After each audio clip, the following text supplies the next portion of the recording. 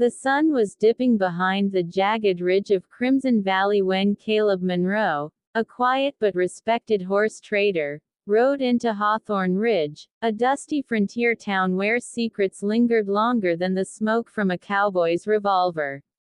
Caleb wasn't a man who spoke much, but when he did, people listened. He carried himself with a stillness that made the world seem louder around him. He had come to Hawthorne Ridge for one reason: to find a bride. But not just any bride. Caleb believed that love wasn't about beauty, charm, or social standing, it was about character, loyalty, and a good heart. He wanted someone who'd stand beside him in storms, not just dance with him in sunshine. That's how he crossed paths with the Holloway sisters. The sisters. Abigail Holloway, the town's beauty. Golden hair, perfect smile, adored by men and envied by women. Everyone expected Caleb to choose her. Mara Holloway, the one everyone despised. Quiet, scarred, withdrawn. Rumors followed her like shadows. People whispered she was cursed, unlucky, and cold-hearted. What they didn't know was that Mara wasn't cold, she was broken. And Caleb saw it. The meeting. Caleb first ran into them at the town's weekly trading market. Abigail greeted him with honey-sweet words, leaning close, laughing at everything he said, even when he wasn't trying to be funny. Mara stood behind her sister, clutching a small basket, her eyes lowered, her hair hiding half her face. She looked like she was trying to disappear. Caleb nodded politely to Abigail, but his eyes drifted toward Mara.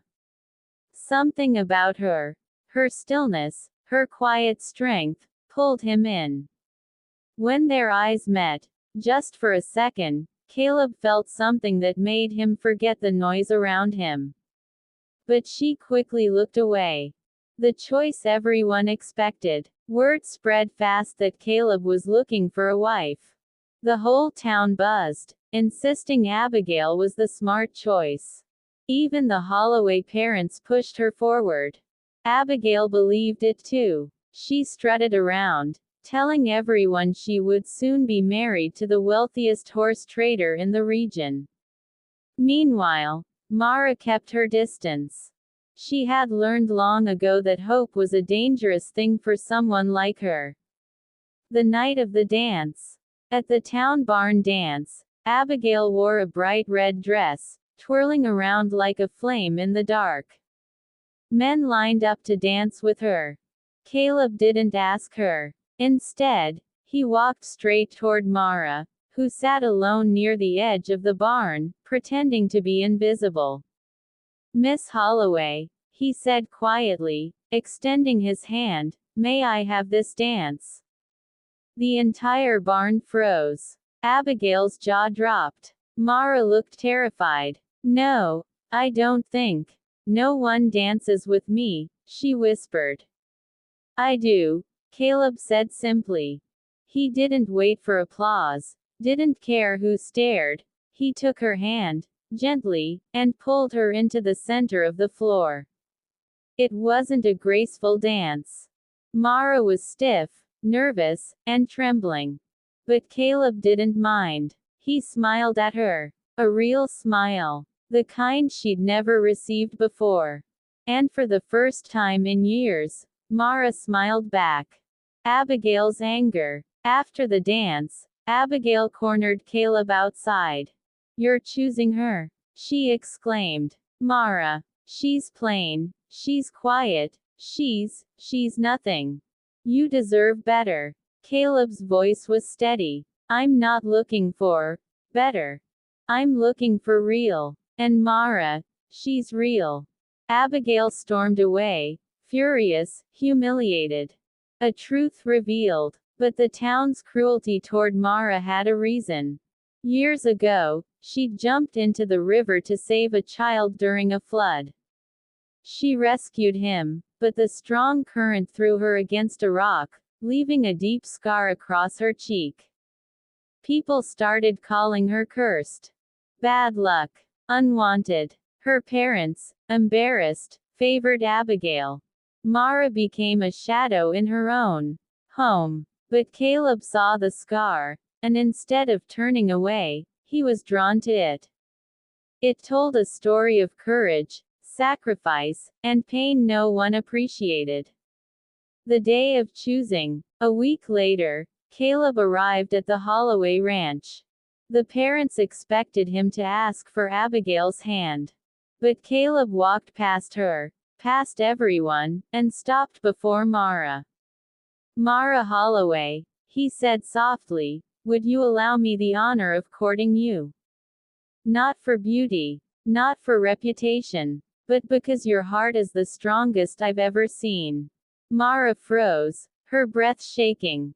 She had never been chosen for anything good in her life.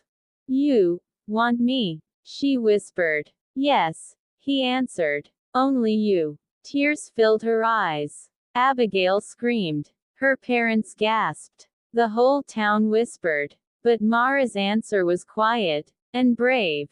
"Yes, Caleb, I'll go with you." The journey to redemption. Life with Caleb wasn't always easy.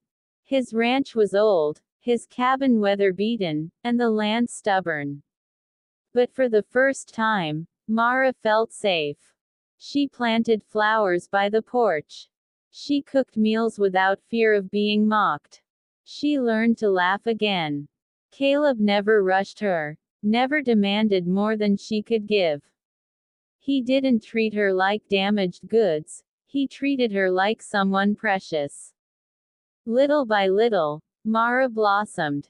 And the town, slowly, began to see what Caleb saw.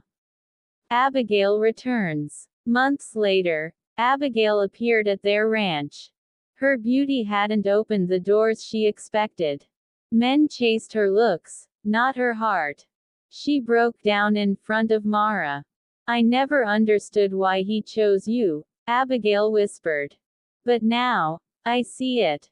You're stronger than me, kinder than me. You always were." For the first time, Abigail hugged her sister. And Mara forgave her. The ending. One evening, as the sun dipped low, Mara sat beside Caleb on the porch. The breeze was warm, and the world felt peaceful.